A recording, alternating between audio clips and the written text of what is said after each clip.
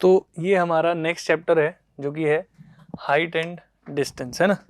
तो height and distance में हमें क्या करना है, देखो ये हाइट एंड डिस्टेंस जो है वो ट्रिग्नोमेट्री की एक एप्लीकेशन है ना। हम ट्रिग्नोमेट्री का यूज करते हुए क्या करेंगे, इसमें किसी भी ऑब्जेक्ट का, है ना, हाइट और किसी एक पॉइंट से उसका डिस्टेंस निकालेंगे, है ना, बिना मेजर किए। सही है, ट्रिगो का यूज करते हुए हाइट और डिस्टेंस को हम फाइंड करेंगे। ठीक है, उसके लिए हमें दो टर्म्स पता होने चाहिए मेनली, एक एंगल ऑफ एलिवेशन, है ना, और एक एंगल ऑफ डिप्रेशन। ये दो चीजें हमें पता होनी चाहिए। तो देखो समझ लो क्या होता है, जब भी आप किसी भी एक पॉइंट से ऊपर की तरफ किसी चीज को देखते हो, है ना, तो वहां पर जो एंगल बनता है, लेट से आप यहां पर हो और आप ऊपर किसी चीज को देख रहे हो, तो ये आपके बेस के पैरेलल, मतलब आपकी आईज के पैरेलल, है ना, ये हॉरिजॉन्टल जो है वो ये लाइन है। ठीक है, अब होगा क्या, जैसे जैसे आप ऊपर देखोगे तो ये एंगल बढ़ता जाएगा, है ना। तो ये वाला जो एंगल होता है इसी को ही हम क्या बोलते हैं, एंगल ऑफ एलिवेशन। सही है, ठीक है। अब एंगल ऑफ डिप्रेशन की बात करते हैं। लेट से आप यहां पर हो और नीचे किसी चीज को, आप ऊपर से नीचे किसी चीज को देख रहे हो, ठीक है, तो होगा क्या, आपकी बेस के पैरेलल, मतलब आपकी आईज के पैरेलल जो लाइन है वो हॉरिजॉन्टल है। ठीक है, अब उससे क्या होगा, जैसे जैसे आप नीचे देखोगे तो कुछ एंगल बनता जाएगा, ये है ना। तो ये वाला जो एंगल होगा, ठीक है, इसको हम क्या बोलेंगे, एंगल ऑफ डिप्रेशन। तो एंगल ऑफ एलिवेशन और डिप्रेशन समझ में आ गया क्या है। ठीक है, कि किसी चीज को जब हम ऊपर से नीचे की तरफ देखेंगे तो एंगल ऑफ जो एंगल बनेगा वो एंगल ऑफ डिप्रेशन बनेगा, और नीचे से ऊपर देखेंगे तो एलिवेशन बनेगा, है ना। देखो थोड़ा सा इसको डिटेल में समझ लेते हैं। लेट्स से ये आपके पास कोई टावर है, ठीक है, ये ग्राउंड पे कोई एक पॉइंट है। आप इस पॉइंट से जब इस टावर के टॉप को देखोगे तो यहां से आप देख रहे हो तो ऊपर देखोगे तो ये एंगल बन जाएगा यहां पर। सही है, तो ये वाला जो एंगल है ये क्या कहलाएगा, एंगल ऑफ एलिवेशन। ठीक है, ये क्या कहलाएगा, एंगल ऑफ एलिवेशन। अब आपको कहा जाए कि नहीं, अब आपको यहां से यहां देखना है। ठीक है, तो आपको देखना होगा कि आपके आईज के पैरेलल क्या है, हॉरिजॉन्टल लाइन क्या है, वो ये है ना, ये वो हॉरिजॉन्टल लाइन है ना। अब यहां से आप नीचे देखना शुरू करोगे तो जो एंगल ऑफ डिप्रेशन बनेगा इस पॉइंट से इस पॉइंट का, वो ये वाला बनेगा। बनेगा कि नहीं बनेगा, कोई दिक्कत तो नहीं है। ठीक है, अब देखो, क्योंकि ये टावर जो है ग्राउंड के साथ वर्टिकल है, तो यानी परपेंडिकुलर है एक तरीके से कह सकते हैं। ठीक है, और ये लाइन, ठीक है, और ये लाइन पैरेलल है। सही है, कोई दिक्कत तो नहीं है। अब अगर ये पैरेलल है तो ये दोनों एंगल इक्वल होने चाहिए, दैट इज ऑल्टरनेट एंगल से इक्वल हो जाएंगे ना। ठीक है, और इस एंगल को ही हम क्या कहते हैं, एंगल ऑफ डिप्रेशन। ठीक है, एंगल ऑफ डिप्रेशन, कोई दिक्कत तो नहीं है। तो इसमें आप कह सकते हो कि एंगल ऑफ एलिवेशन और डिप्रेशन जो है वो सेम ही हो जाएगा। ठीक है, डिप्रेशन को मैं यहाँ पर लिख के एंगल ऑफ एलिवेशन बना दूंगा, मतलब क्वेश्चन करते टाइम मैं डिप्रेशन को यहाँ ले आऊंगा। क्लियर है, कोई दिक्कत तो नहीं है, समझ में आ रही बात। कई बार बच्चों को कंफ्यूजन हो जाता है कि ये वाला एंगल जो है ये वाला ये डिप्रेशन होता है, बिल्कुल नहीं, ये बाहर वाला एंगल जो है वो एंगल ऑफ डिप्रेशन होता है। ठीक है, कोई दिक्कत तो नहीं है, ध्यान रखना। अब देखो कैसे क्वेश्चंस इस पर कर सकते हैं हम, वो देखो। तो हमारे पास क्वेश्चन है, a ladder 15 metre long just reaches the top of a vertical wall. एक लेडर है, एक वर्टिकल वॉल के टॉप को जस्ट टच कर पा रहा है। ठीक है, सही है। आगे कह रहा है, if the ladder makes an angle of 60 degree with the wall. Ladder जो है वो वॉल के साथ 60 डिग्री का एंगल बना रहा है और ग्राउंड के साथ ही सपोर्ट मिल रहा होगा लेडर को नीचे। ठीक है, लेडर किसके साथ 60 का एंगल बना रहा है, वॉल के साथ। वॉल और लेडर के बीच का एंगल 60 डिग्री है। यहाँ पर कोई भी एंगल ऑफ एलिवेशन डिप्रेशन की बात नहीं हुई है। ठीक है, सही है। अब आगे क्या कह रहा है, find the height of the wall. हमें दिया क्या है, लेडर की लेंथ 15 मीटर, ये चीज हमारे लिए लेडर है। ठीक है, ये चीज हमारे लिए वॉल है, तो इनके नाम रख लो ए बी सी। अब देखो आपको क्या फाइंड करना है, ए बी, लेडर, ठीक है, ये है, ये क्या है, वॉल। वॉल जो है ग्राउंड के साथ हमेशा परपेंडिकुलर रहेगा, क्योंकि ट्रिग्नोमेट्री का आप यूज तो राइट एंगल ट्राइंगल में ही करोगे, सही है ना। अब देखो ये एंगल 60 है, ये साइड पता है, ये निकालना है, तो अब ट्रिगो का यूज करते हुए आप देखो इस 60 डिग्री के लिए ये चीज क्या कहलाएगा, हमेशा जिस भी एंगल की बात करते हैं उसके सामने वाली साइड परपेंडिकुलर होती है, 90 के सामने वाली साइड हाइपोटेनस और बची हुई साइड बेस, सही है। अब देखो तो इसमें हमें एक तरीके से ए बी फाइंड करना है जो कि बेस है, और ए सी जो कि हाइपोटेनस है दिया हुआ है, तो मैं क्या यूज करूंगा, कॉस थीटा जो कि बेस अपॉन हाइपोटेनस होता है ना, और बेस कितना है यहाँ पर ए बी, हाइपोटेनस कितना है ए सी, कॉस थीटा यानी कॉस 60 डिग्री, थीटा हमारे लिए 60 डिग्री है ये एंगल, है ना। तो इस तरीके से आपको पहले देखना पड़ेगा कि क्या गिवन है, क्या चाहिए, है ना, तो वो साइड्स का रिलेशन मिलेगा, उससे कौन सा ट्रिग्नोमेट्रिक रेशो बनता है वो पता चलेगा, और वहां पर एंगल पता होगा उसको पुट करो। कॉस 60 की वैल्यू आप जानते होगे, है ना, कॉस 60 जो होता है वो 1/2 होता है, सही है। अब देखो ए बी हमें फाइंड करना है, ए सी हमारे पास है 15, तो ये 15 यहाँ आ गया, तो 15/2 दैट इज ए बी, तो ये कितना हो गया 7.5 मीटर। तो ये लैडर, ये वॉल की हाइट हो गई, है ना, हमें वॉल की हाइट ही तो बतानी थी इस क्वेश्चन में, तो समझ में आया कैसे ट्रिगो का यूज करते हुए हम ये हाइट निकाल सकते थे, सही है। नेक्स्ट क्वेश्चन पे चले, देखो नेक्स्ट में कह रहा है find the angle of elevation of the sun when the shadow of a pole is equal to the height of the pole.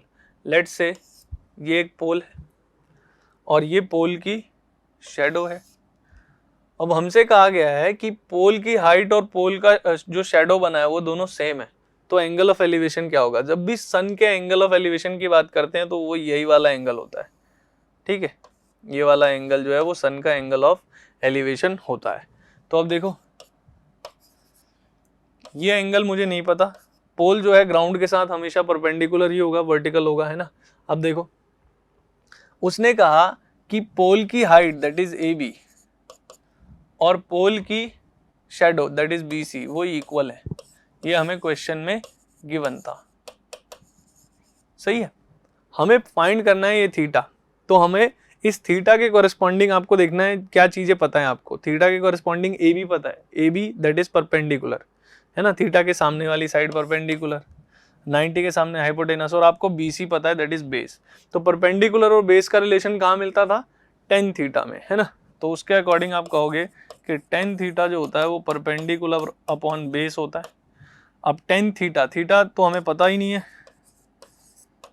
Perpendicular कितना है ए बी, बेस कितना है बी सी, और क्योंकि हमें तो बोला गया है ए बी और बी सी इक्वल है तो बी सी को भी ए बी लिख दो, और ये कट के कितना बन गया 1। अब आप ये जानते हो ट्रिग्नोमेट्रिक रेशियो पढ़ते टाइम आपने पढ़ा था ट्रिग्नोमेट्रिक एंगल्स, जिसमें आपने पढ़ा था कि टेन थीटा 1 कब होता है, जब थीटा 45 डिग्री होता है ना। तो उसके अकॉर्डिंग आप यहाँ पर बता सकते थे कि क्या एंगल बन रहा होगा, सही है। तो ये हमारा नेक्स्ट क्वेश्चन है, इसमें बोला गया है कि on a straight line passing through the foot of a tower, है ना, एक टावर के फुट से एक स्ट्रेट लाइन जा रही है, 2 पॉइंट सी एंड डी, है ना, 2 पॉइंट से पास कर रही है, which are at distance of 4 metre and 16 metre from the foot respectively, है ना, 1.4 मीटर के डिस्टेंस पे एक 16 मीटर के। If the angle of elevation from C and D of the top of the tower are complementary, मतलब एक tower है, ठीक है, ये टावर सी और डी से पास कर रहा है, और सी और डी के बारे में हमें दिया हुआ है कि सी जो है वो 4 मीटर के डिस्टेंस पे है और डी जो है वो 16 मीटर के डिस्टेंस पे है इसके फुट से, ठीक है। फिर कह रहा है सी के साथ इसके टॉप का एंगल ऑफ एलिवेशन और डी के साथ इसके टॉप का एंगल ऑफ एलिवेशन जो है वो दोनों एक दूसरे के कॉम्प्लीमेंट्री है। कॉम्प्लीमेंट्री का मतलब दोनों जो एंगल बना रहे होंगे उनका सम 90 डिग्री का होगा। कॉम्प्लीमेंट एंगल्स का मतलब यही होता है ना कि सम 90 होगा, अगर ये थीटा तो ये 90 माइनस थीटा, सही है। अब हमें क्या चाहिए, find the height of the tower, है ना, टावर की हाइट चाहिए।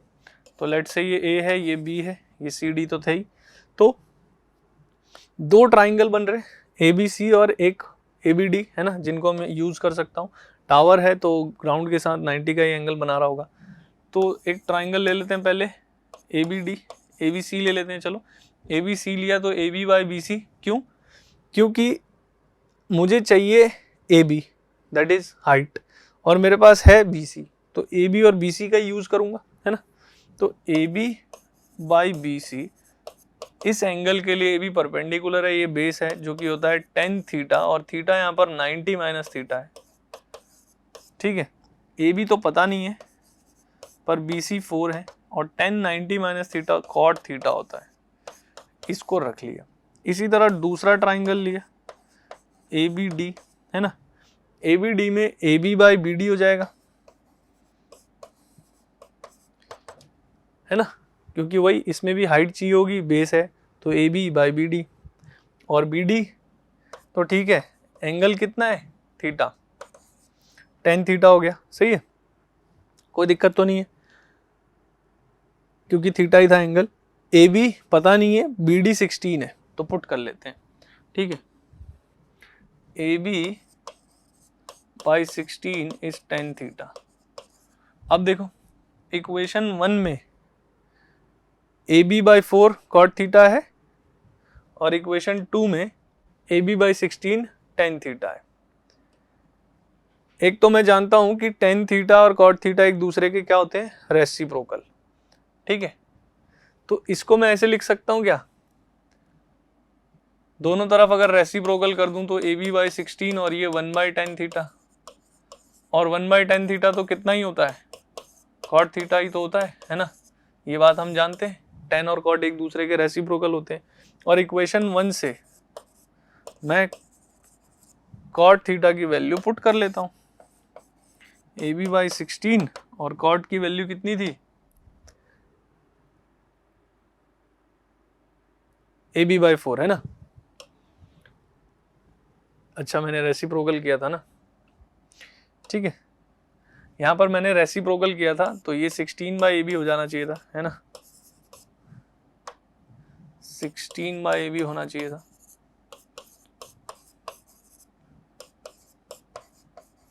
और cot की वैल्यू AB बाय 4 है ना, पुट कर लेते हैं।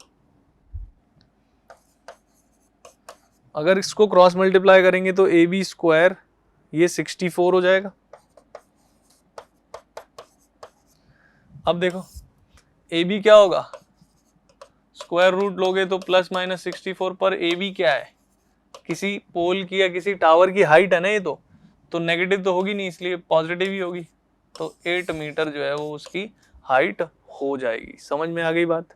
नेक्स्ट क्वेश्चन पे चले, देखो जरा, नेक्स्ट है कि from a point P on the ground, है ना, the angle of elevation of the top of 10 metre tall building is 30 degree, है ना। एक बिल्डिंग है जिसकी हाइट है 10 मीटर, ग्राउंड पे एक पॉइंट है P, बिल्डिंग के टॉप का एंगल ऑफ एलिवेशन दिया हुआ है 30 डिग्री। अब आगे क्या कह रहा है, a flagstaff is fixed at the top of the building and the angle of elevation of the top of the flagstaff from P is 45। P से इसके ऊपर एक flagstaff लगा हुआ है, ठीक है, उसका एंगल ऑफ एलिवेशन जो है वो कितना है, 45 है, ठीक है। तो आपको बताना क्या है, find the length of the Flagstaff, Flagstaff की लेंथ बतानी है। अगर इसका नाम रख दें ABCD, P तो है ही, तो AB की लेंथ बतानी है ना, and the distance of the building from the point P का बिल्डिंग से डिस्टेंस यानी CP भी बताना है ना, हमें दो चीजें बतानी होगी, AB और CP, ठीक है। देखो जरा, दो ट्राइंगल है मेरे पास जो कि राइट एंगल होंगे यहाँ पर, BCP और ACP, है ना, तो दोनों को एक एक करके उठाते हैं इन ट्राइंगल BCP। देखो क्या होगा, मुझे CP चाहिए, BC पता है, इस ट्राइंगल में ये एंगल P पता है 30 है, तो इस एंगल के कॉरेस्पॉन्डिंग ये पता है, ये चाहिए, तो इसके लिए परपेंडिकुलर है, ये बेस है, तो परपेंडिकुलर और बेस कहाँ मिलता है, tan थीटा में, इसलिए BC अपॉन CP को उठाया और tan थीटा का यूज किया। थीटा क्या है, 30 डिग्री, BC क्या है 10, CP पता नहीं, tan 30 1/√3 होता है, तो यहाँ से CP की वैल्यू आ गई 10√3 मीटर। ठीक है, अब क्योंकि √3 को कह रहा है 1.73 ले लो, तो आप चाहे तो पुट भी कर सकते हो यहाँ पर 10 × 1.73 दैट इज 17.3 मीटर, तो ये CP की वैल्यू आ गई। ठीक है, अब मुझे AB भी चाहिए, तो AB कौन से ट्राइंगल में मिलेगा, ACP में AB मिलेगा, तो आ जाओ जरा, है ना, इन ट्राइंगल ACP, है ना, तो ACP में AC अपॉन CP, सही है, पर इस एंगल 45 के लिए AB परपेंडिकुलर में मिलेगा, है ना, AC पूरा हो गया अपॉन बेस CP, तो 10 थीटा हो जाएगा, और थीटा तो 45 है ना, क्या बड़े वाले ट्राइंगल के लिए एंगल 45 है, तो AC को मैं AB प्लस BC लिख सकता हूं, ठीक है, और CP को CP रहने देते हैं, चलो 10 45 1 होता है, AC को AB प्लस BC लिख दिया क्योंकि AB चाहिए और BC तो पता ही है, तो पुट कर लो, AB पता नहीं है, BC 10 है, क्रॉस मल्टीप्लाई किया तो CP आ गया, CP 10√3 आया था, ये इधर माइनस कर दोगे तो 10 हो जाएगा, तो AB हो गया 10 कॉमन √3 - 1, और √3 तो हमें दिया ही हुआ है 1.73, -1 करोगे तो 0.73 हो जाएगा, तो 10 × 0.73 इज 7.3 मीटर। कोई दिक्कत है क्या, AB आ गया, सही है, तो ये भी हो गया, AB और CP दोनों आ गए हैं, है ना, हम ये दो चीजें ही इसमें फाइंड करनी थी। नेक्स्ट क्वेश्चन है 5th, जिसमें कह रहा है 2 ships are approaching the lighthouse from opposite direction, let's say this is a lighthouse, है ना, 2 शिप अलग अलग दोनों ऑपोजिट डायरेक्शन से आ रही हैं, the angle of depression of the 2 ships from the top of the lighthouse are 30 degree and 45 degree. ठीक है, लेट्स से एक शिप इधर है और एक शिप इधर है, ठीक है, इस शिप का angle of elevation sorry depression दिया हुआ है दोनों का ही, तो देखो, है ना, ऐसे कर सकते थे, ये वाला इसका होता, ये वाला इसका होता, तो एंगल ऑफ डिप्रेशन कितना है, एक का है 30 डिग्री और एक का है 45 डिग्री, सही है। अब देखो ये 30 है तो ये लाइन पैरेलल होगा इसके, तो ये वाला भी 30 होगा, ये 45 है तो ये 45 होगा, इस तरीके से इसको यूज कर सकता हूं मैं। अब देखो, if the distance between the 2 ships is 100, ये दोनों शिप थी वो, इनके बीच का जो डिस्टेंस दिया हुआ है वो कितना है 100 मीटर। अब आगे बढ़ते हैं, कह रहा है find the height of the light house, light house की हाइट, तो नाम रख लो ABCD, ठीक है। अब देखो ये पूरा 100 है, BC, अब लाइट हाउस जो है वो ग्राउंड के तो परपेंडिकुलर ही होगा क्योंकि सीधा हो गया, है ना। अब देखो B से C और C से D, इसको कुछ मान लो, है ना, let BC is x metre, तो CD कितना होगा, पूरे 100 में से x हटा दो तो CD आ जाएगा, है ना। ऐसा इसलिए किया क्योंकि 2 राइट एंगल ट्राइंगल बन रहे हैं ACB और ACD, इन दोनों को यूज करके ही हम इसको निकालने वाले हैं, तो उसमें BC और CD की जरूरत पड़ेगी, है ना। तो देखो ट्राइंगल लिया ACB, ACB में चाहिए ये है ये, तो परपेंडिकुलर बेस tan थीटा ही लग जाएगा, तो AC upon CB is equal to tan theta, और थीटा 30 है, तो AC तो पता नहीं है, CB x है, tan 30 1/√3 होता है, ठीक है। चाहो तो यहाँ से AC की वैल्यू निकालनी है, या चलो x निकाल लो, है ना, क्योंकि हमें x आ गया AC√3, हमें तो AC निकालना है ना, x की तो ज़रूरत ही नहीं है हमसे, है ना, x की ज़रूरत थोड़ी है, तो x निकाल लिया। इसी तरह दूसरा ट्राइंगल लेंगे ACD, तो इन ट्राइंगल ACD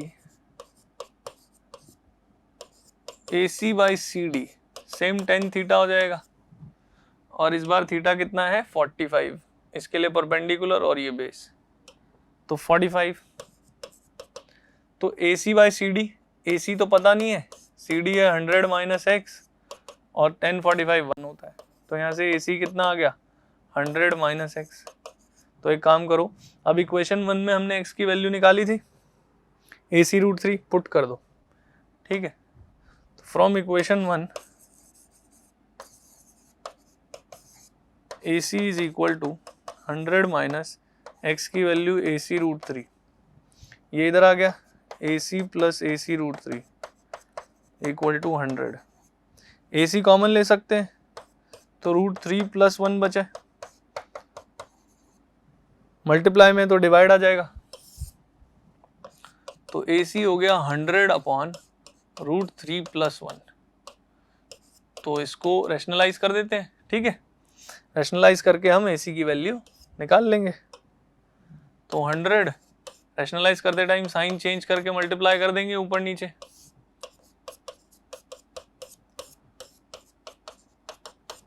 तो ऊपर तो हो गया 100 × √3 - 1, और नीचे क्या है a + b × a - b, that is a² - b², है ना, √3 का स्क्वायर - 1 का स्क्वायर, तो ये 2 हो गया, 3 - 1 2, तो ये इससे कटेगा तो 50 × √3 - 1 मीटर, है ना। अब क्योंकि इस क्वेश्चन में उसने √3 के लिए कुछ नहीं कहा, तो √3 की वैल्यू पुट करने की भी जरूरत नहीं है, आप ऐसे ही छोड़ सकते हो, है ना, तो ये अपना आंसर आ जाएगा, है ना, कोई दिक्कत तो नहीं है इसमें, ठीक है। नेक्स्ट पे चले। हाँ, तो ये हमारा चैप्टर जो है कंप्लीट हो गया, हाइट एंड डिस्टेंस। अब हम शुरू करते हैं कंस्ट्रक्शन, है ना। तो देखो कंस्ट्रक्शन चैप्टर में हमें क्या क्या पढ़ना है। सबसे पहले तो हमें पढ़ना है डिवीजन ऑफ लाइन सेगमेंट, कि कोई एक लाइन सेगमेंट होगी हमारे पास, उसको किसी रेशियो में डिवाइड करना होगा। तो देखो इसको किस तरीके से करते हैं, ठीक है। देखो पहला क्वेश्चन है, divide a line segment of length 10 centimetre internally in the ratio 3:2। तो सबसे पहले तो आप क्या करोगे, जो भी लेंथ की लाइन बोली है वो ड्रॉ कर लोगे, कर ली, नाम रख दो कुछ भी, 10 सेंटीमीटर बोलिए 10 सेंटीमीटर कर दिया, ठीक। आगे क्या करोगे, ठीक है, इसके दो तरीके हैं बनाने के, हम दोनों समझ लेंगे। ए और बी दोनों पर एक्यूट एंगल बनाओ, ठीक है, दोनों पर एक्यूट एंगल बनाओ, और जितना एंगल ए पर बना रहे हो उतना ही बी पर बनाओ, वो आपकी इच्छा है, कितना भी बनाओ, एक्यूट बनाओ बस। तो मैंने क्या किया, ए पर एक एक्यूट एंगल बना लिया, ठीक है, और बी पर एक एक्यूट एंगल बना लिया। अब देखो ए पर अगर नीचे बना रहे तो बी पे ऊपर बनाना, ए पे ऊपर बनाओगे तो बी पे नीचे बनाना, बस, ठीक है, सेम एंगल रखते हुए, है ना। यहाँ पर मैंने क्या लिखा है, बी ए एक्स जो एंगल है ना, उतना ही एंगल ए बी वाई बनाया है, बस ये बात ध्यान रखना, ठीक है। ये आप कैसे भी बना सकते हो, ठीक है, चाहे तो आप कंपास से 30-30 बना दो या 60-60 बना दो, सबसे इजी होता है 60 बनाना, तो है ना, 60-60 डिग्री का एंगल बना दो, बना दिया। अब पहले क्या पार्ट में डिवाइड करना है, 3, बाद में 2, तो 3 पार्ट्स में डिवाइड करना है, तो पहले ए यानी शुरू में 3 पार्ट्स, 3 आंख लगा लो, कंपास रखो ए पर, एक सूटेबल लेंथ ओपन करो, ना बहुत बड़ा ना बहुत छोटा, ठीक है, और 3 आर्क लगा दो, एक, फिर यहाँ रखते दूसरा, फिर यहाँ रख के तीसरा। जितना ओपन किया था उतना ही ओपन रखते हुए बी पर आओ, और बी पे कितने आंक लगाने हैं, 2, तो उतना ही रखते हुए एक, और यहाँ रख के दूसरा, सही है, ये कर लोगे। उसके बाद क्या करो, चाहो तो इनके नाम रख दो, x1 x2, है ना, x3, इनके नाम रख दो चाहे तो y1 y2। आप क्या करो, x3 और y2 को ज्वाइन कर दो, ठीक है, क्या किया, x3 और y2 को ज्वाइन कर दिया। तो इस लाइन ने, इस लाइन सेगमेंट AB को किसी एक पॉइंट मान लो D पर डिवाइड कर दिया, तो इसने AD और DB को जो भी डिवाइड किया है ना उसका रेशियो ही 3:2 होगा। समझ में आई बात? तो इस तरीके से इसको बना सकते हैं। अब देखो ये तो कंस्ट्रक्शन था कि कैसे बना, इसमें अब आपको क्या करना होता है, स्टेप्स ऑफ कंस्ट्रक्शन लिखने होते हैं। ठीक है, क्या लिखना होता है, स्टेप्स ऑफ कंस्ट्रक्शन। वो क्या होता है, सिंपल, एक एक करके पॉइंट बना के लिखो।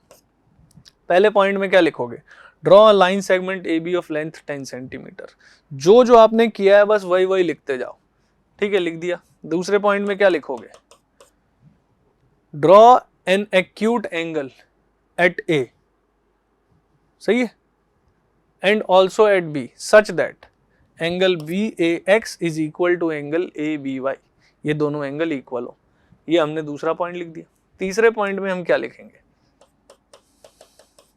तीसरे पॉइंट में हम लिखेंगे ड्रॉ इक्वल आर्क्स, है ना, क्या लिखेंगे, A X one is equal to X one X two is equal to X two X three, है ना। इस तरीके से 3 आर्क बनाए, draw 3 equal arcs such that A X one is equal to X one X two such that, है ना, equal to X two X three, है ना, ये लिख लेंगे।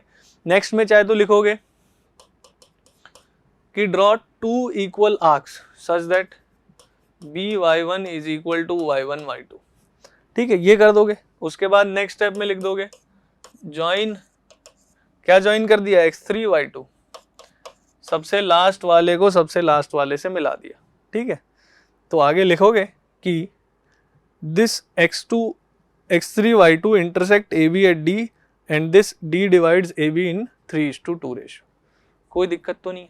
इस तरीके से आपको जब भी कंस्ट्रक्शन का क्वेश्चन आता है तो आपको जो बनाते हो उसके स्टेप्स स्टेप बाय स्टेप लिखने पड़ते हैं। समझ में आ गई बात, स्टेप के नंबर होते हैं। आगे बढ़ते हैं।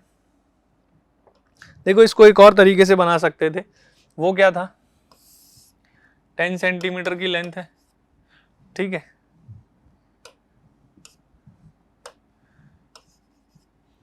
ए बी मान लो नाम इसका।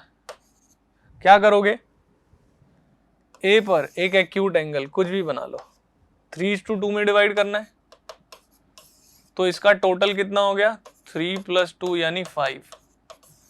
तो बस यहां पर ए पर 5 इक्वल आर्क्स लगा लो। ठीक है, कुछ भी, एक यहां रखा, बन गया एक, सेम रखते हुए दूसरा, तीसरा, चौथा, पांचवा, कुछ भी नाम रख लो इनके, x1 x2 x3 x4 x5। ठीक है, अब क्या करो, x5 यानी जो सबसे लास्ट है, ठीक है, उसको लास्ट से मिला लो, मिला दिया। अब क्या करना है, इस x5b एक लाइन है, इस लाइन के पैरेलल इसमें जो पहला था यानी थर्ड वाले से एक लाइन ड्रॉ करनी है। थर्ड वाले से 1 2 3 यानी यहां से इसके पैरेलल लाइन ड्रॉ करनी है। पैरेलल लाइन ड्रॉ करना बहुत ही आसान है, लेकिन ध्यान से समझना पड़ेगा। देखो क्या कर सकते हैं, यहां पर पॉइंट कंपास को रखा, सूटेबल ओपन किया, ठीक है, मान लो इतना ओपन किया, और यहां से, ठीक है, यहां रखा, सूटेबल ओपन किया और ये आर्क लगा दिया। ठीक है, लगा दिया। जितना ओपन किया था उतना ही रखना है, बिल्कुल छेड़ना नहीं है, उतना ही रखना है, और यहां आना है, यहां रखना है, और ये आर्क लगा देना है। लगा दिया, सही है। अब फिर वापस आए, कंपास को अब रखेंगे यहां पर, इस पर, यहां रख के इसको मेजर कर लो, यहां से यहां तक मेजर कर लो, ऐसे यहां रखा और यहां तक मेजर कर लिया, कोई दिक्कत तो नहीं है। इतना ही खोलते हुए यहां आना है और यहां से ये आर्क लगा देना है, कोई दिक्कत तो नहीं है। तो इस तरीके से ये जितना एंगल है उतना ये एंगल बन गया है। बस यहां से लाइन ड्रॉ कर लो, है ना, थोड़ा सा टेढ़ा हो गया, ठीक है, इस तरीके से। तो ये दोनों लाइन एक दूसरे के पैरेलल बन जाएंगी, कोई दिक्कत तो नहीं है। ठीक है, तो बस ये बनाना है आपको। अब ये लाइन ए बी को किसी भी पॉइंट पर मिली हो, लेट से डी, उसने AD और DB को 3:2 में डिवाइड कर दिया होगा। कोई दिक्कत है क्या, समझ में आ गई बात? ठीक है, तो इस तरीके से इसको कर सकते थे। ये दूसरा तरीका इसको बनाने का, इसमें भी आपको स्टेप्स ऑफ कंस्ट्रक्शन लिखने पड़ेंगे। ठीक है, वही सेम कि पहले ए बी बनाया, ठीक है, फिर ए से एक एक्यूट एंगल बनाया, ठीक है, ए एक्स, उस पर इसका टोटल 5 इक्वल आर्क्स लगाए such that A X one is equal to X one X two X three, है ना, इस तरीके से लिखोगे। फिर जॉइन x5b, फिर draw a line parallel to x5b that is x3d, है ना, and d divides ab in 3:2। कोई दिक्कत तो नहीं है, सही है, इस तरीके से इसको कर सकते हैं। आगे बढ़ते हैं, आगे है construction of tangent to a circle. एक सर्कल पर टेंजेंट बनाना किस तरीके से बना सकते हैं, तो वो समझते हैं। इसमें जो क्वेश्चन है वो है draw a circle of radius 5 centimetre. आप कंपास की हेल्प से एक सर्कल बना सकते हो 5 सेंटीमीटर का, ठीक है, ये बना लिया, ये मान लो इसका सेंटर। कह रहा है ड्रॉ है ना, take a point P on it. एक पॉइंट P लेना है सर्कल के ऊपर, कहीं भी ले लो, आपकी इच्छा है वो, लेट्स से मैंने P ले लिया। अब कह रहा है draw a tangent to the circle at the point P। P पर एक टेंजेंट बनाओ। तो टेंजेंट क्या होती है, एक ऐसी लाइन जो सर्कल को एक पॉइंट पर टच करती हुई चली जाए, ठीक है। तो P से टच करते हुए एक लाइन बनानी है जो कि सर्कल को टच करती हुई चली जाए। देखो, आप ये जानते हो कि सेंटर अगर ये था तो O और P को ज्वाइन किया हमने। अब P से टेंजेंट बनाना है। हम जानते हैं कि जो टेंजेंट होता है वो सेंटर से ज्वाइन करने वाली लाइन को पॉइंट ऑफ कांटेक्ट पर परपेंडिकुलर होता है, उस पर 90 डिग्री का एंगल बना लेती है वो लाइन, है ना। तो हम क्या कर सकते हैं, P से परपेंडिकुलर बना लो, P पर 90 डिग्री का एंगल बना लो। P पर हम क्या कर लेते हैं, 90 डिग्री का एंगल बना लेते हैं। 90 का एंगल बनाना आता है आपको, है ना। यहां रखा, ये ओपन किया, ठीक है, ये एक आर्क। देखो, ये ओपन जब हम करते हैं तो जितना आपने ओपन किया है उतना ही रखते हुए यहाँ पर रखो और एक आर्क लगा दो, फिर यहाँ रखो, एक आर्क लगा दो। ये एंगल 60 का होता है, ठीक है, और ये वाला, एक सेकंड देखना कहाँ गया, है ना, ये वाला 60 का होता है और ये 120 का होता है। अब देखो, हमें 90 का एंगल बनाना है।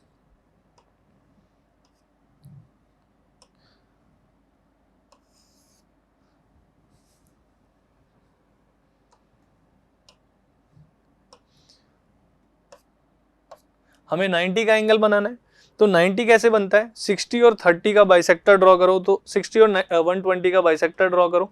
यहाँ रखा कंपास, एक आर्क, यहाँ रखा एक आर्क, इसको मिला लिया, ये 90 डिग्री का एंगल है, ठीक है। तो ये जो लाइन बनी है यही अपना क्या है, टेंजेंट बन गया है। कोई दिक्कत तो नहीं है, ठीक है। तो ये समझ में आया। इसको बनाते टाइम आपको स्टेप्स बहुत जरूरी हैं लिखने, ठीक है। स्टेप्स में क्या करोगे, सबसे पहला काम draw circle of radius 5 centimetre, है ना। नेक्स्ट में take a point P on it, चलो ले लिया। Take centre as O, join OP, है ना। फिर अगले में क्या किया, draw an angle of 90 degree at P, है ना, और वहां से हमने क्या करा, एक लाइन बना दी XY। तो PXY जो है हमारा वो टेंजेंट हो गया जो कि P से पास कर रहा है। तो ये स्टेप्स में हम लिख सकते हैं, सही है। नेक्स्ट पे चले, देखो थर्ड क्वेश्चन है draw a circle of radius 3 centimetre. एक सर्कल बनाना है जिसकी रेडियस 3 सेंटीमीटर रखनी है, रख लेते हैं। ये हो गया सर्कल, रेडियस 3। आगे क्या कह रहा है, from a point P 8 centimetre away from the centre. वही सेंटर से 8 सेंटीमीटर दूर कोई एक पॉइंट होगा, कहीं भी ले सकते हो आप, आपकी इच्छा है। मान लो ये पॉइंट है ना P, जो कि सेंटर से 8 सेंटीमीटर दूर है, सेंटर को O कह दिया। आगे क्या कह रहा है, draw 2 tangents from that point, है ना, टू द सर्कल। इस पॉइंट से 2 टेंजेंट बनाने। अब देखो, ये OP 8 सेंटीमीटर है, रेडियस कितना था, 3 था, ये 3 है, ये 5 होगा, ठीक। अब देखो क्या करना होता है, जब भी सर्कल के बाहर कोई पॉइंट है तो टेंजेंट बनाने के लिए हम क्या करते हैं वो समझने वाले हम, ठीक है। देखो, आपको क्या करना है, सेंटर से मिला लिया इस पॉइंट को, ठीक है। इसका आप ड्रॉ करोगे परपेंडिकुलर बाइसेक्टर। क्या करोगे, draw perpendicular bisector of OP। वो कैसे करते हैं, पी पे रखो, इस लाइन के लेंथ के हाफ से ज्यादा ओपन करो, एक आर्क ऊपर एक आर्क नीचे, वहीं यहाँ रखो, जितना ओपन किया हुआ है उतना ही रखते हुए एक आर्क ऊपर एक आर्क नीचे। ठीक है, इन दोनों को मिला लो। ठीक है, अब ये जो पॉइंट है, ठीक है, इसका कुछ नाम रख लेते हैं, लेट्स से क्यू। ठीक है, इस क्यू से, क्यू को देखें तो क्यू जो है ओपी का मिड पॉइंट है, क्योंकि परपेंडिकुलर बाइसेक्टर ड्रॉ किया हमने, 90 का एंगल बना रहा होगा और बाइसेक्ट कर रहा होगा। तो क्यू से सेंटर लेते हुए और ओ को क्यू से ओ तक रेडियस लेते हुए एक सर्कल बना सकता हूं मैं, जो कि पी से ही पास करता हुआ ऐसे जाएगा। कोई दिक्कत तो नहीं है, सही है ना ये बात, क्योंकि ये पॉइंट इन दोनों का ही मिड पॉइंट है। अब देखो क्या करेंगे, इस नए सर्कल ने पुराने सर्कल को 2 पॉइंट्स पे काटा होगा, वो दो जो पॉइंट है टेंजेंट वहीं से पास करेंगे। ठीक है, तो ये हमारा बन गया टेंजेंट। इस तरीके से हम टेंजेंट बना सकते हैं। तो इसमें भी आपको स्टेप्स लिखने पड़ेंगे, सही है। स्टेप्स ऑफ कंस्ट्रक्शन, पहला step, draw tangent, draw circle of radius 3 centimetre, बन गया। Second, take a point P such that OP is 8 centimetre, ये भी हो गया। थर्ड स्टेप में क्या करेंगे, थर्ड स्टेप में देखो क्या किया मैंने, OP का परपेंडिकुलर बाइसेक्टर ही तो ड्रॉ किया है, तो लिखोगे draw perpendicular bisector of OP that cuts OP at Q, लिख दिया, सही है। फिर अगले स्टेप में क्या किया मैंने, जो मैंने किया वही मैं लिखूंगा।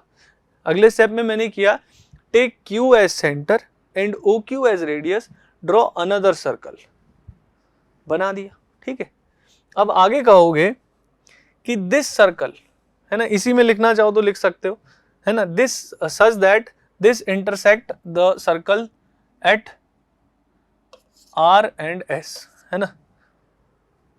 नेक्स्ट में लिख दोगे PR and PS are the required tangents.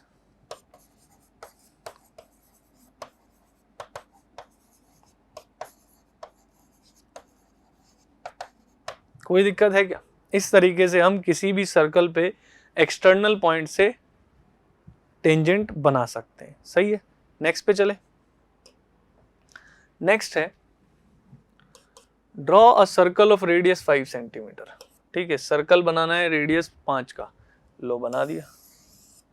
ठीक है, अब आगे क्या कह रहा है, take a point P outside the circle, P कहीं भी ले लिया, बाहर ले लिया। आगे विदाउट यूजिंग द सेंटर, अब ये वो चाह रहा है कि सेंटर आपको नहीं पता, draw 2 tangent to the circle from the point P, है ना। ऐसे में क्या होता है, इसका मतलब ये है कि हमें सेंटर नहीं पता है। अब सेंटर नहीं पता होने का मतलब है आपको सेंटर पहले फाइंड करना पड़ेगा, क्योंकि बाहर पॉइंट अगर है तो हम टेंजेंट कैसे बना रहे थे, सेंटर से इसको मिलाएंगे पहले, फिर परपेंडिकुलर बाइसेक्टर ड्रॉ करेंगे, ये सब करना था हमको। तो हमने क्या किया, हमने मान लिया कि सेंटर तो हमें पता नहीं है, तो सेंटर नहीं पता होता है तो सेंटर ढूंढने का तरीका क्या है वो देख लो। 3 पॉइंट ले लो सर्कल पर कहीं भी, ठीक है, जहां आपका मन करता हो। ठीक है, आप क्या करोगे, इन तीनों को एक काम करो, 2 को मिला लो किसी भी। ठीक है, चलो इसको भी मिला लिया, इसको भी मिला लिया। हम जानते हैं कि सेंटर से अगर परपेंडिकुलर डाला जाए कॉर्ड पर तो वो कॉर्ड को बाइसेक्ट करता है ना। या यूं कहूं, अगर कॉर्ड का परपेंडिकुलर बाइसेक्टर खींचे, मतलब कॉर्ड से बाइसेक्टर भी जाए परपेंडिकुलर भी जाए, तो वो सेंटर से ही जाता होगा, सही है ना। तो इनका नाम रख लो MNO। ठीक है, तो मैंने क्या किया, MN का परपेंडिकुलर बाइसेक्टर ड्रॉ किया। हम जानते हैं बाइसेक्टर कैसे ड्रॉ करते हैं, हाफ से ज्यादा खोला, एक आर्क, है ना, और इस तरीके से एक लाइन बना दी।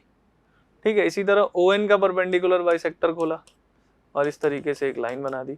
तो अब देखो, ये जो लाइन है इस पर कहीं सेंटर होगा, कहाँ होगा पता नहीं, और ये जो लाइन है इस पर भी कहीं सेंटर होगा। तो मतलब सेंटर जो है इन दोनों लाइंस पर होना चाहिए। तो ये दोनों लाइन तो सिर्फ एक ही जगह मिलती हैं यहाँ पर, तो यही सेंटर होगा। तो मुझे अब सेंटर पता चल गया, सेंटर को मैंने कुछ भी नाम दे दिया, लेट से S दे दिया। ठीक है, अब जब सेंटर पता चल गया तो अब टेंजेंट बना सकते हैं। कैसे, P और S को मिला लो, ठीक है, वही सेम पहले वाला काम। S और P पता है अपने को, है ना, परपेंडिकुलर बाइसेक्टर ड्रॉ करोगे, हाफ से ज्यादा खोला, मिला लिया, ठीक है, कोई दिक्कत तो नहीं। अब क्या करोगे, देखो अब क्या करोगे कि इस पॉइंट को कुछ भी नाम दे दो x, इस x को सेंटर लेते हुए एक सर्कल बनाओ सच दैट x से s तक जो है वो क्या होगा, रेडियस।